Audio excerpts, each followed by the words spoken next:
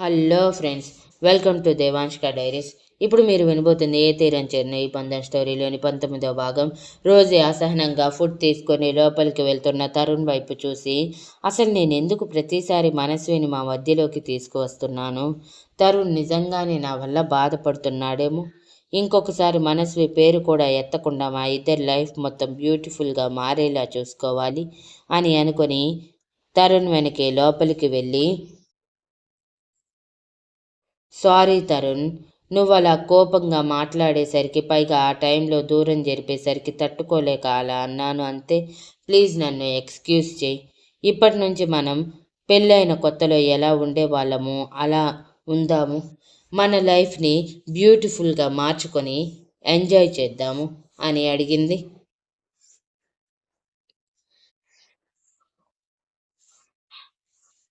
తరుణ్ కూడా రోజుకి ఒక అవకాశం ఇవ్వాలి అనుకుని, సరే సరే రా ఫుడ్ తిందాము అంటూ ప్లేట్లో వడ్డిస్తూ ఉంటే, తరుణ్ నాకు నువ్వే తినిపించవా ప్లీజ్ అని క్యూట్గా అడిగింది. రోజీ మొహంలో కనిపిస్తున్న కొద్దిపాటి అమాయకత్వానికి తరుణ్ నవ్వుతూ రోజీకి తినిపిస్తూ తను తిని హ్యాపీగా ఆ రాత్రిని మర్చిపోని రాత్రిగా మార్చుకున్నారు.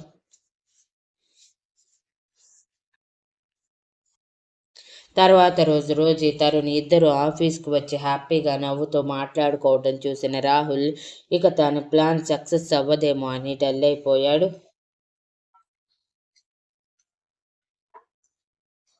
అలా రోజీ తరుణ్ డైలీ సాయంత్రం ఆఫీస్ నుంచి ఇంటికి వచ్చా ఫ్రెష్ అయ్యాక సరదాగా బయటికి వెళ్ళి రావటం, సినిమాలు, షికార్లు అంటూ లైఫ్ ఎంజాయ్ చేస్తూ ఉన్నారు.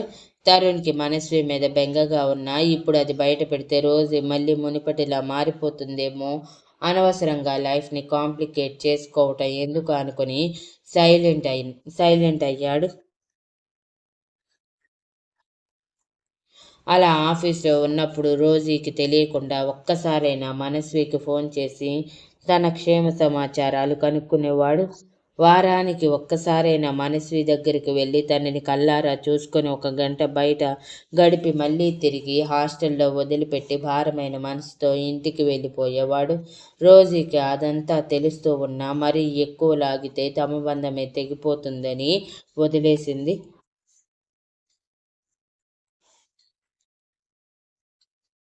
మనస్వి మాత్రం పుట్టి బుద్ధెరిగాక ఎప్పుడూ తన అన్నయ్యకి దూరంగా ఉండకపోవటంతో తరుణ్ మీద దిగులుతో సరిగా తినటం కూడా తగ్గించేసింది.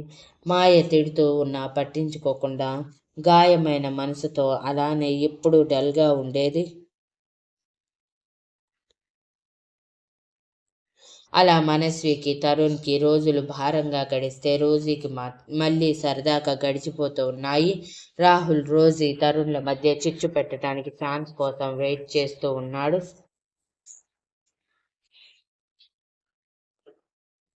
అలా ఒకరోజు మధ్యాహ్నం లంచ్ టైంలో తరుణ్ పూజ ఎందుకో ఏడుస్తూ ఉంటే తన క్యాబిన్లో కూర్చోబెట్టుకొని భుజం చుట్టూ చేయి వేసి ఓదారుస్తూ ఉన్నాడు. అది పడక పడక రాహుల్ కంట్లో పడి దొరికిందే ఛాన్స్ అన్నట్టు వెంటనే రోజీని తీసుకువచ్చి ఆ సీన్ చూపించగానే రోజీకి అప్పటికే రాహుల్ మాటల వల్ల తరుణ్ మీద పూజ మీద అనుమానం ఉండటంతో వాళ్ళిద్దరూ సన్నిహితంగా కనిపించటమే కోపంగా లోపలికి వెళ్ళి తరుణ్ అని గట్టిగా అరవగానే తరుణ్ అయోమయంగా పైకి లేచి నిలబడటం ఆలస్యం. రోజీ స్పీడ్గా వచ్చి పూజ చెంప మీద గట్టిగా కొట్టి, పెళ్ళైన మగాడిని వల్లో వేసుకోవటానికి సిగ్గులేదే నీకు? ఏం జన్మే నీది ఇచ్చి, అయినా ఎవరూ దొరకనట్టు నా మొగుడే కావలసి వచ్చాడా నీకు అని ఇష్టం వచ్చినట్టు మాట్లాడుతూ ఉంటే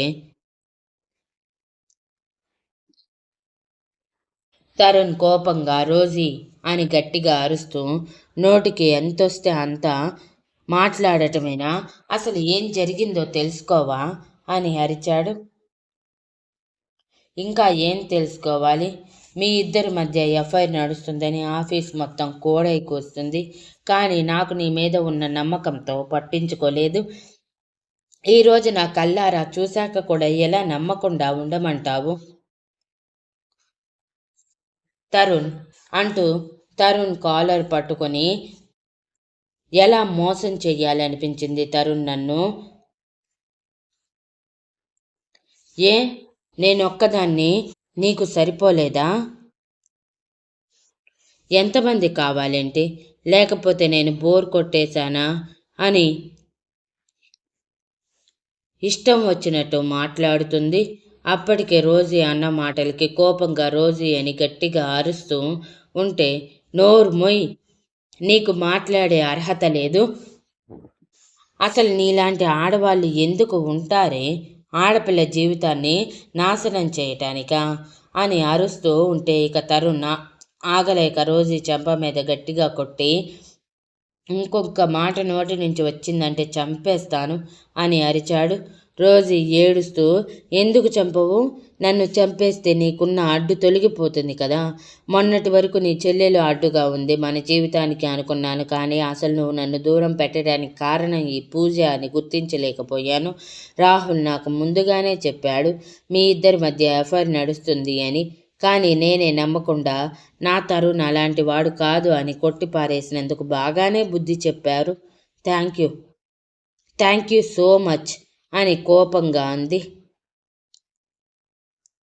అప్పటికే ఆ గొడవంతా బయట వరకు వినిపించడంతో ఆఫీస్ స్టాఫ్ అందరూ వింతని చూసినట్టు చూస్తూ నిజంగానే తరుణ్కి పూజకి మధ్య ఎఫ్ఐఆర్ సాగుతుందేమో అని వాళ్ళల్లో కొందరు అనుకుంటూ ఉంటే, రోజీ కావాలని ఏమీ లేని దానిని కూడా గొడవ చేస్తుందనేమోనని కొందరు అనుకున్నారు. రాహుల్ మాత్రం ఫైనల్గా తన ప్లాన్ సక్సెస్ అయ్యిందని రోజీ ఆవేశాన్ని వాడుకొని తరుణ్కి రోజీకి మధ్య పూడ్చలేని అగాధాన్ని తీసుకురావాలి అని, దానికి ఇంకొంచెం పెట్రోల్ పోయాలి అనుకుని, నువ్వు చేసిన తప్పుని నిలదీస్తే రోజీని కొడుతున్నావా తరుణ్? తను అడిగిన దాంట్లో తప్పేముంది? మీ ఇద్దరి సీక్రెట్ అఫైర్ గురించి ఆఫీస్ మొత్తం తెలుసు. పాపం రోజీని ఇన్నాళ్ళు నీ మీద ఉన్న గుడ్డి నమ్మకంతో ఇప్పుడు మిమ్మల్ని కల్లారా చూసే వరకు నమ్మలేదు. ఆయన రోజీని ఎలా మోసం చేయాలనిపించింది మీకు? మీలాంటి వాళ్ళు ఉన్నంతకాలం రోజీ లాంటి అమాయకమైన అమ్మాయిలు మోసపోతూనే ఉంటారు అని ఇష్టం వచ్చినట్టు మాట్లాడుతూ ఉంటే తరుణ్కి అదంతా అవమానంగా అనిపిస్తూ రాహుల్తో కోపంగా, తెలిసి తెలియకుండా నోరెత్తకు రాహుల్, ఇందులో ఒక అమ్మాయి లైఫ్ ఉంది. మీరనే మాటలు ఆ అమ్మాయి లైఫ్ మీద ఎఫెక్ట్ చూపిస్తాయి. ఇప్పుడు మీరన్న మాటలన్నీ అబద్ధమై తర్వాత బాధపడితే ఆ మాటలు వెనక్కిపోవు, అర్థమైందా అని ఎర్రబడిన కళ్ళతో అన్నాడు. అక్కడ అందరూ పూజ వైపు చూసి కొనుక్కుంటూ ఉండటంతో పూజ తన క్యారెక్టర్ గురించి చీప్గా మాట్లాడుకుంటున్నారని అనుకుని ఏడుస్తూ ఆఫీస్ నుంచి బయటికి పరిగెత్తింది. పూజ అలా ఏడుస్తూ వెళ్ళటంతో ఏమైనా అఘాయిత్యం చేసుకుంటుందేమో అని భయపడి తరుణ్ తన వెనకే పూజ అని అరుస్తూ వెళ్తూ ఉంటే రోజీ ఆపేసి, చూసావా, ఇంతవరకు నీకు ఏ సంబంధం లేదన్నావు, మరి తను ఏడుస్తూ వెళ్తే నీకెందుకు, చస్తే నీకెందుకు? అంటే నేనన్న మాటల్ని నువ్వు నిజం చేసినట్టే కదా. ఇంకా ఎందుకు బుకాయిస్తున్నావు తరుణ్? అసలు ఎందుకు నన్ను మోసం చేశావు అని ఏడుస్తూ అడిగింది.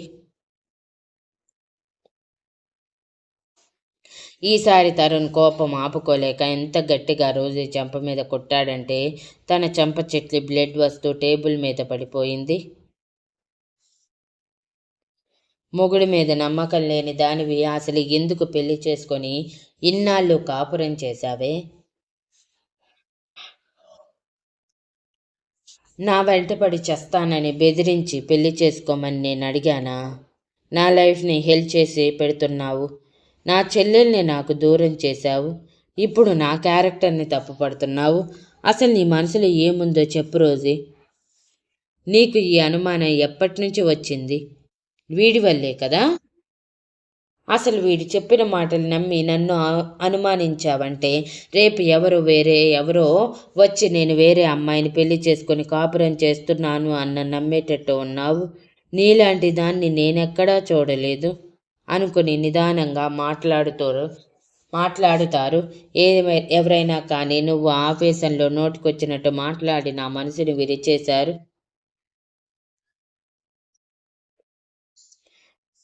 ఇక నువ్వు నాకు అవసరం లేదు. వెళ్ళు, ఎక్కడికి వెళ్తావో.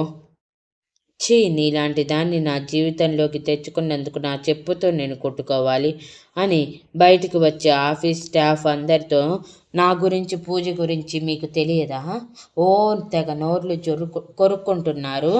అయినా ఒక అమ్మాయితో క్లోజ్గా ఉంటే ఎఫ్ఐఆర్ అంటగట్టేయటమేనా? ఏం మీకు అక్కా చెల్లెళ్ళు లేరా? అక్కా చెల్లెళ్ళు ఉన్నారు. తోటి ఆడపిల్ల గురించి అంత నీచంగా మాట్లాడకూడదు అన్న మినిమం కామన్ సెన్స్ కూడా లేకుండా పోయింది. మీలాంటి వాళ్ళ మధ్య వర్క్ చేస్తున్నందుకు ఇప్పుడు బాధపడుతున్నాను అని అందరి వైపు అసహ్యంగా చూసి బయటికి వెళ్ళేసరికి అప్పటికే పూజ ఏడుస్తూ రోడ్డు మీద పరిగెడుతూ ఉంది. రోజీకి తరుణ్కి మధ్య సంబంధం తెగిపోయిందన్న మాటలు విని తన ప్రపంచం స్తంభించిపోయినట్టు అనిపించి ఎలా పడిపోయి ఉందో అలానే పడిపోతే రాహుల్ కంగారుగా రోజీని పైకి లేపి, పోతే పోయాడులే రోజీ, అలాంటి వాడితో కలిసి ఉన్న నీ జీవితానికి ఒక అర్థం అంటూ ఉండదు. చిచి, ఇలాంటి వాళ్ళు బయటికి ఉత్తముల్లా కనిపిస్తూ లోపల ఎన్ని ఆలోచనలు ఉంటాయో ఇప్పుడు చూసావు కదా. తరుణ్ ఎలాంటి వాడు అర్థమయ్యింది కదా. వదిలి, అలాంటి వాళ్ళని అస్సలు పట్టించుకోకు. నిన్నే అన్నన్ని మాటలు అని ఇలా కొట్టాడు అంటే ఇక నువ్వు వాడితో లైఫ్ లాంగ్ అంటే ఇక నీ బ్రతుకుని నరకం చేస్తాడు. పైగా అనుమానాలతో జీవితాంతం కలిసి బ్రతకలేరు. తరుణ్కి పూజకి మధ్య సంబంధం ఉందో లేదో తెలియదు, కానీ ఇప్పుడు తరుణ్ బిహేవ్ చేసిన దాని ప్రకారం ఖచ్చితంగా ఉందని అందరూ అనుకుంటారు అని రోజీలో రాజుకున్న అగ్గి మీద పెట్రోల్ పోసి ఇంకొంచెం అగ్గి రాజేశారు. తరుణ్ కంగారుగా పూజ అని అరుస్తూ తన జీవితం మీద వెనక్కి వెళ్తూ ఉంటే పూజ తన జీవితం మీద మాయని మచ్చ ఏర్పడింది. తన మీద పడ్డ మచ్చ తన పరువే ప్రాణంగా బ్రతుకుతున్న తన తల్లిదండ్రులకి తెలిస్తే బ్రతకలేరు అన్న బాధలో ఎదురుగా ఏమొస్తుందో చూసుకోక స్పీడ్గా ఎదురుగా వస్తున్న కారుకి ఎదురెళ్ళి యాక్సిడెంట్కి గురైంది. Thank you for listening and please like, share, comment and subscribe.